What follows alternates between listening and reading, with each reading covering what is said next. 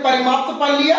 परिमाप के बारे में हम लोगों ने यह जाना कि सभी बाउंड्रियों का क्या योग, सभी बाउंड्रियों, जैसे जिसको बाउंड्री का मतलब क्या, भुजाएं, जो वैसी आकृति जो घेरे, उस घेरे हुए आकृति को हम क्या कहते हैं, बाउंड्री।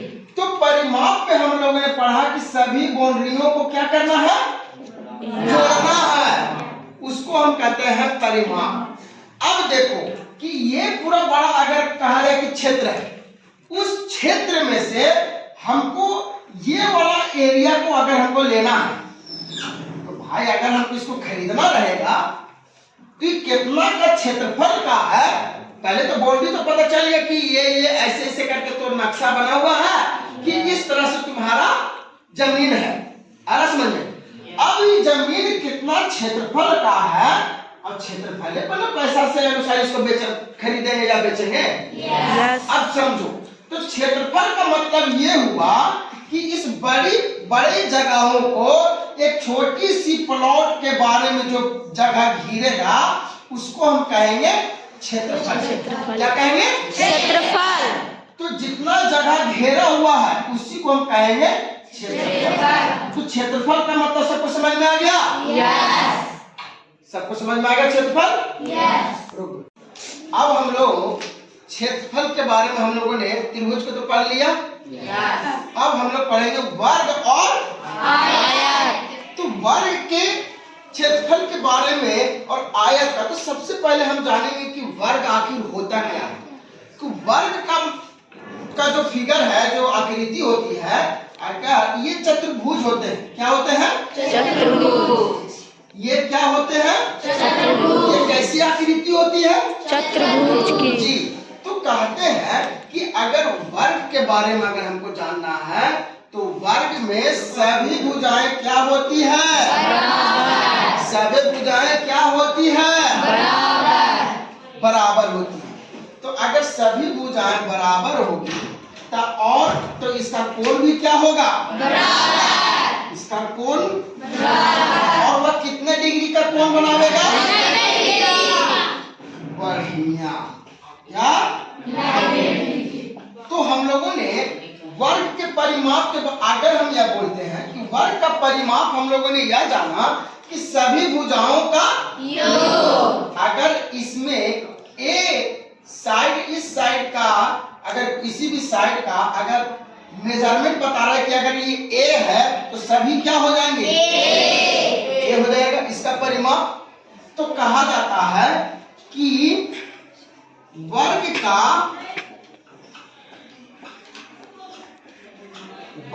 परिमाप क्या होता है, 4 को हम बोलेंगे 4 इंटू,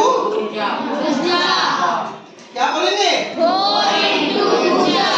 ये समझ में आया? ए का मतलब कि ये साइड के बारे में बोल रहा है, भुजा के बारे में बोल रहा है, ठीक है ना? yes.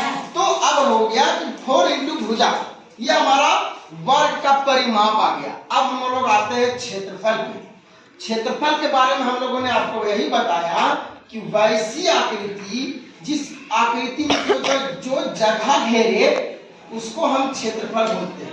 कितनी क्षेत्रफल में वो जगह को क्या कर रहा है, घेर रहा है। तो कहते हैं कि इसका, तो वर्ग का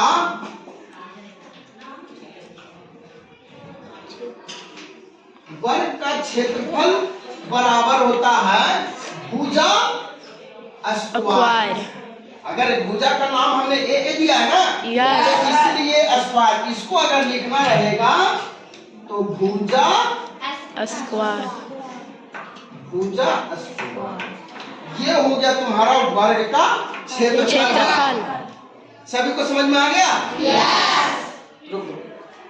पहले हम लोगों ने वर्ग के बारे में पढ़ लिया। yes. वर्ग को सब समझ में आ गया। yes. वर्ग का परिमाप बराबर क्या होता है, 4 इंटू ए। सबको बोलो, 4 इंटू भुजा। वर्ग का क्षेत्रफल बराबर क्या होता है, भुजा स्क्वायर। क्या होता है, भुजा स्क्वायर। अब हम लोग आएंगे आयत के बारे में। किसके बारे में, आयत के बारे में। तो आयत की सबसे पहले इसका आयत के बारे में पहले जानेंगे कि इस जो इमेज दिया हुआ है, ये जो फिगर दिया हुआ है, ये जो आकृति है, पहले इस आकृति को कहते हैं आयत। तो आखिर ये आयत क्या क्या होता है, इसका क्या क्या प्रॉपर्टीज है। तो कहेंगे कि इसका अपोजिट साइड, जिसको कहते हैं कि विपरीत दिशा, विपरीत साइड जो होते हैं, विपरीत भुजा जो होती है, वो क्या होती है? या तो अगर सरल भाषा में अगर बोले तो आमने सामने की भुजा बराबर, आमने सामने की भुजा बराबर। आया समझ में? इसको कहते हैं आयत। और देखो, और ये कितना कोण, कितना डिग्री का कोण बनाता है? 90 डिग्री का कोण बनाता है। ये समझ में आ गया आपको आयत के बारे में? हम लोग अब जानेंगे कि अगर ये बाउंड्री जो घिरा हुआ है उसको कहते हैं परिमाप। ये तो पता है ना? तो हम लोगों ने पढ़ा था कि आयत का परिमाप बराबर क्या होता है? Very good, 2 into a+b। हम लोगों ने ये पढ़ा था आयत का परिमाप। तो ये आने के लिए भी हम आपको बताते हैं कि ये कैसे आया। ठीक है, तो इधर ध्यान दीजिएगा, ये हो जाता है लेंथ और ये हो जाता है ब्रेथ। तो लंबाई ई, जब ये आमने सामने की भुजा जब बराबर है तो ई भी एल हो जाएगा, ई भी बी हो जाएगा। हम लोगों ने मान लिया ये क्या है? बी। ठीक है, अब इसको 2 into l+b कैसे आता है, इसको क्या कहते हैं, समझाते हैं। देखो, परिमाप बराबर हम लोगों ने देखा कि कोई भी चतुर्भुज का परिमाप हम लोगों ने जाना, ये तो चतुर्भुज है ना? तो इसका परिमाप अगर निकालना रहता है तो सभी भुजाओं का योग, सभी भुजाओं का अगर योग हमको निकालना है तो ये क्या है? एल, इधर भी एल है, इधर भी एल है, तो एल प्लस एल और बी प्लस बी, ये हम लोग क्या निकाल रहे हैं? परिमाप समझा रहे हैं। तो देखो, ये एल प्लस एल कितना हो जाएगा? 2l। ये 2l हो जाएगा, ये 2b, ये 2b हो जाएगा। अब इसमें देखो दो बराबर है, दोनों एक तरफ दोनों है, तो इसको हम लोग कॉमन कर लेते हैं। तो 2 इधर रख लेंगे और l प्लस b को इसमें। तो आयत का परिमाप आपको पता चल गया? यस। ये आ गया आपका? यस। इसी को कहते हैं आयत का परिमाप। तो आयत का परिमाप बराबर क्या होता है? 2 बढ़िया। अब हम लोग आते हैं इसके क्षेत्रफल पे। किस पे? क्षेत्रफल।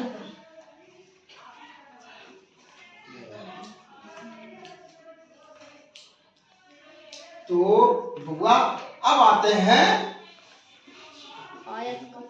आयत का क्षेत्रफल। आयत के क्षेत्रफल बराबर।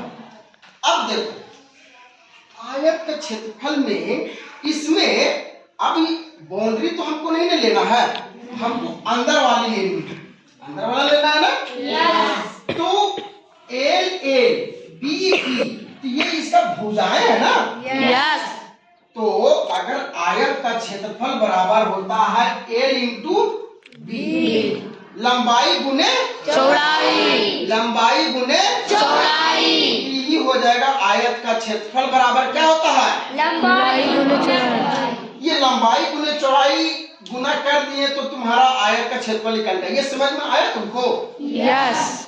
आगे समझ में? यस। एक बार और बताएं। चलिए,